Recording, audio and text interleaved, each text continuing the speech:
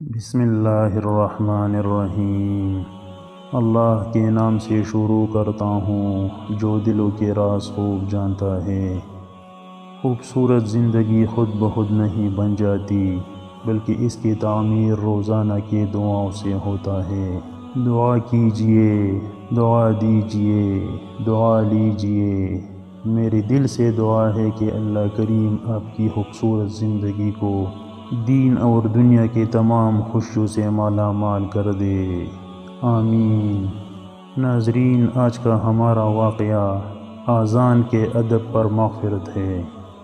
زبیدہ خاتون ایک نیک ملکہ تھی۔ اس نے نہر زبیدہ بنوا کر مخلوق خدا کو بہت فائدہ پہنچایا۔ اپنی وفات کے بعد وہ کسی کو خواب میں نظر آئی۔ اس نے پوچھا کہ زبیدہ خاتون، آپ کے ساتھ کیا معاملہ پیش آیا؟ زبیدہ خاتون نے جواب دیا کہ اللہ رب العزت نے بخش دیا۔ خواب دیکھنے والے نے کہا کہ آپ نے نہر زبیدہ بنوا کر مخلوق خدا کو فائدہ پہنچایا، آپ کی بخشش تو ہونی ہی تھی۔ زبیدہ خاتون نے کہا، نہیں، جب نہر زبیدہ والا عمل پیش ہوا تو پروردگار عالم نے فرمایا کہ کام تو تم نے خزانے کے پیسوں سے کروایا، اگر خزانہ نہ ہوتا تو نہر بھی نہ بنتی۔ مجھے یہ بتاؤ کہ تم نے میرے لیے کیا عمل کیا؟ زبیدہ نے کہا کہ میں تو گھبرا گئی کہ اب کیا بنے گا، مگر اللہ رب العزت نے مجھ پر مہربانی فرمائی۔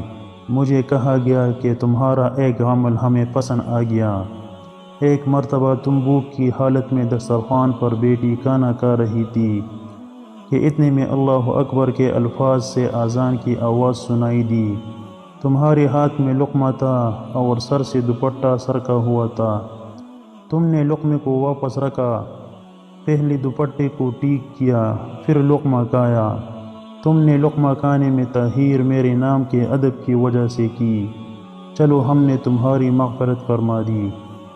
دنیا میں انسان جو بھی کام اللہ تعالیٰ کی رضا کے لیے کرتا ہے تو اللہ تعالیٰ اس کو اپنی رحمت کی باہوں میں سمیٹ لیتا ہے اور اس سے راضی ہو جاتا ہے۔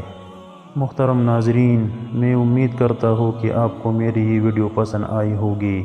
اپنی پسندیدہ چینل اسلامک انفارمیشن کو ضرور سبسکرائب کرے اور ثواب کی نیت سے آگے شیئر کرے۔ اللہ ہم سب کا حامی اور ناصر ہو، آمین۔